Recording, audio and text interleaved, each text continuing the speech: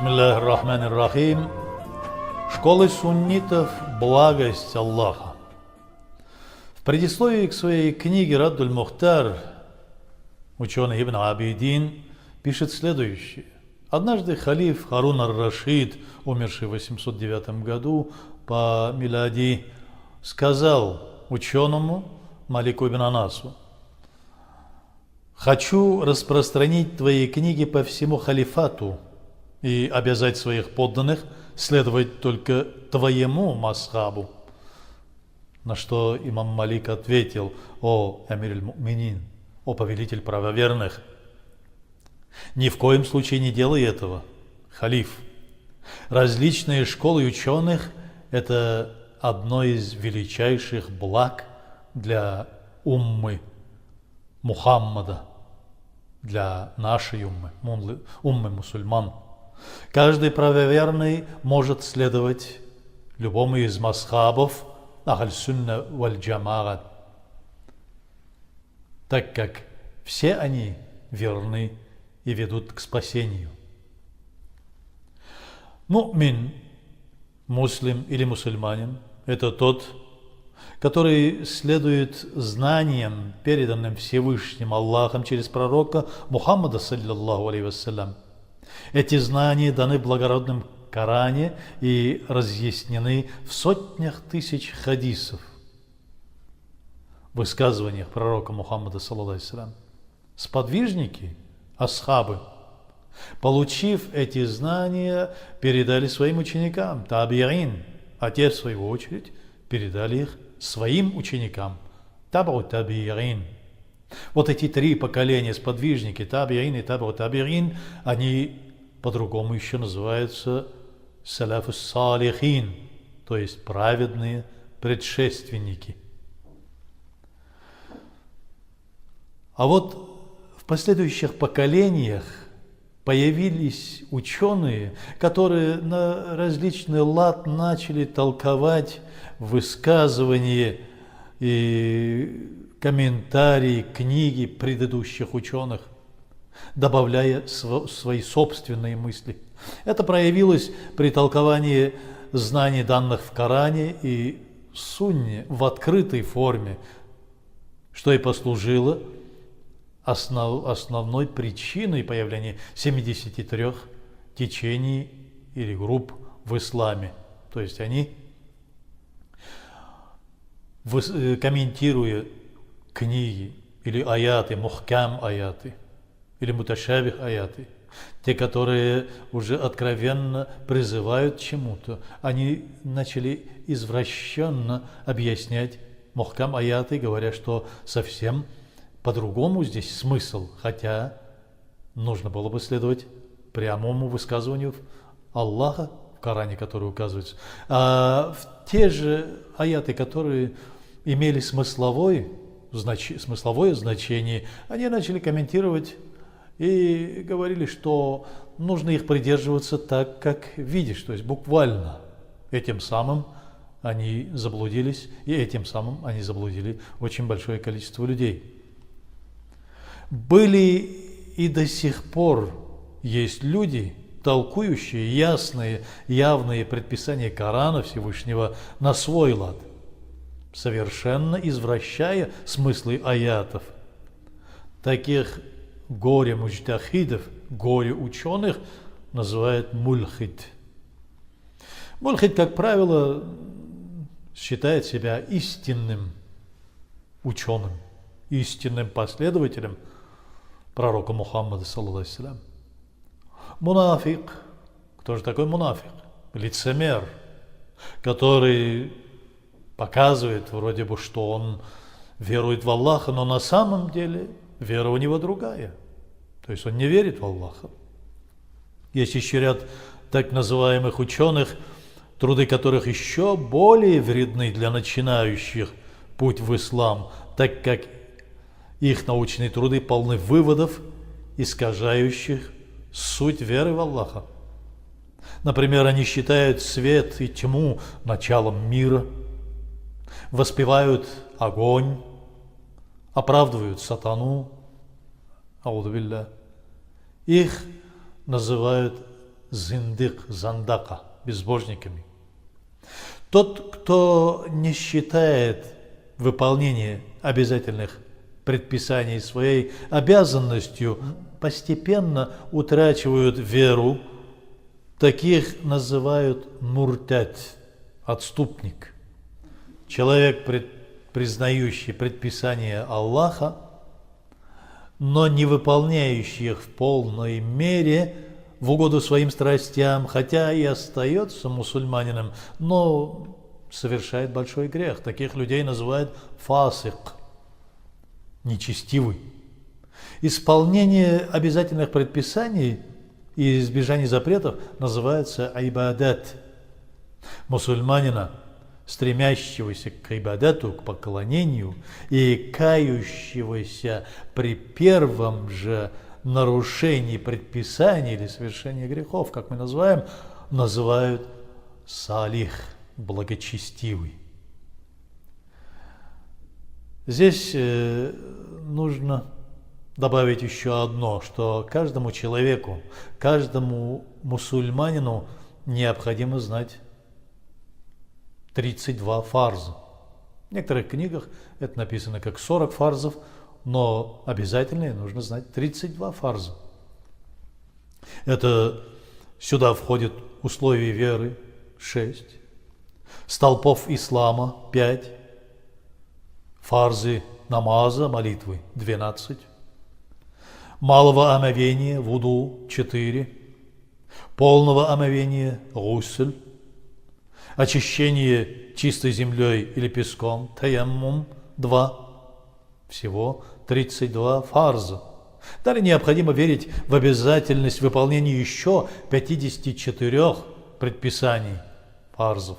Это то, что касается этики и нравственности, и обязательность избежания харам. Распределение обязанностей после праведных халифов. Один из потомков праведного халифа Али, каррамаллаху ваджхаху, Саид Абдуль-Хаким аль-Арваси, который родился в 1865 году и покинул этот бренный мир в 1943 году по милади, по григорианскому календарю. В книге Ар-Рияд ат-Тасаввуф пишет: Всевышний Аллах поставил перед последним посланником своим любимцем Мухаммадом, саллаллаху алейхи вассалям, 3 задачи. Первое – передать всем людям земли знания по основам веры и ознакомить их с предписаниями и запретами ахками фикхия. Второе – передать мусульманам, обладающим глубокой верой, духовную силу священного Корана, ахкамуль ма'навия. Разъясняет это знание такая наука, как ильм ат-тасаввуф. Нельзя смешивать второе задание с первым. Сбившиеся с пути истины не верят в ахкам аль-ма'навия. Абу Хурайра, радийаллаху ан, говорит: я получил от посланника, мир ему и благословение Аллаха, 2 полных сосуда знаний. Хадисы из одного сосуда я распространил среди людей. Что касается содержимого второго, то если бы я распространил их, то мою глотку непременно перерезали бы. В комментариях ученых говорится по поводу сообщения Абу Хурайры, что имелись в виду хадисы, которых по воле Аллаха субханаху ва тааля пророк Мухаммад саллаллаху алейхи ва саллям высказывал свои предвидения относительно предстоящих смут в своей общине. И Абу Хурайра опасался, что люди не смогут понять скрытый смысл этих сообщений. Третье. Применять способы доведения основ против тех, кто нарушает предписания Аллаха. Ахкам аль-фикхия по законам мусульманского права, шариат.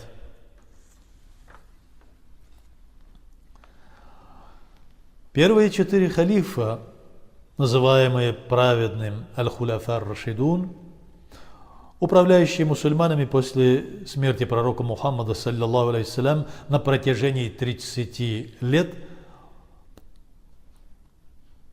смогли на протяжении всего этого периода продолжить в полной мере вышеуказанные 3 обязанности. Но после этих 30 лет, когда ислам распространился на 3 континента, стала в некоторых регионах халифата возникать смута, фитна, появились нововведения, бид'ат. Еще более удалился от земли свет, излучаемый пророком Мухаммадом, саллиллаху алейхи вассалям. Значительно сократилось количество асхабов, сподвижников пророка Мухаммада, саллаллаху алейхи вассалям. Стало невозможным одновременного исполнения всех тех 3 обязанностей, о которых мы только что рассказали. Эти обязанности начали распределяться следующим образом. Первую обязанность, то есть передачу людям знаний по вере, разъясняющие предписаний и запретов, взяли на себя имамы муджтахиды высшего ранга. Ученые, разъясняющие основу веры, стали называться мутакаллим, богослов. Ученые по фикху – фукаха, то есть ученые по религиозному праву, фикху. Вторую обязанность на себя взяли передачу самым богобоязненным и способным к духовному росту мусульманам высших духовных ценностей, скрытых в аятах священного Корана, взяли на себя потомки пророка Мухаммада, саллиллаху алейхи вассалям, и потомки его ближайших сподвижников, ридвануллаху алейхим аджмаин. Достигнутые и их ученики, которые достигли высшего, высокого духовного уровня ат-тасаввуф. Третья обязанность – применение различных способов доведения основ для мусульман, не исполняющих ясные для них предписания и не избегающие запретов Всевышнего Аллаха, предварительно им разъясненных, была передана правителям соответствующих стран, то есть государству. Исполнителями первой задачи стали религиозные школы, называемые масхаб. Исполнителями второй задачи стали потомки пророка Мухаммада, саллаллаху алейхи вассалям, и их наиболее талантливые ученики, обладатели высшего духовного уровня ат-тасаввуф. Они создали свои школы, так называемые тарикат. Нельзя их путать с так называемыми тарикатистами, которые, не исполняя основ шариата, придумывают какие-то духовные учения, которые совсем далеки от ислама, и применяют в своих духовных практиках чуждые исламу какие-то культы или предписания. И это совсем другое, которые там совмещены с индуизмом, с буддизмом или с каким-то атеизмом или сатанизмом, непонятные вещи. Нельзя с этими путать. Исполнителями третьей задачи стали правители государств. Они исполняли эту задачу, опираясь на закон, канун. Школы, передающие знания по основам веры, называются иртикат и масхаб, школа вероучения. Пророк Мухаммад, саллиллаху алейхи вассалям, предсказывал разделение мусульман по вероучению на 73 группы, 73 течения. Он говорил, что лишь одна из этих групп, общин, следующих его путем и путем его сподвижников, спасется, Так и случилось. Только община Ахлюс-Сунны валь-Джамаат, приверженцы сунны, следуют путем спасения. Остальные, сбившиеся с верного пути 72 группы или общины, называются бид'ат, так как они используют в своих поклонениях недозволенные новшества. Последователи ни одной из этих групп не являются кафирами. Те же, кто не верит хотя бы одному открыто указанному в священном Коране предписанию, являются неверующими, отрицающими веру. Они называются кафиры. Они не входят даже в оставшиеся 72 общины или группы.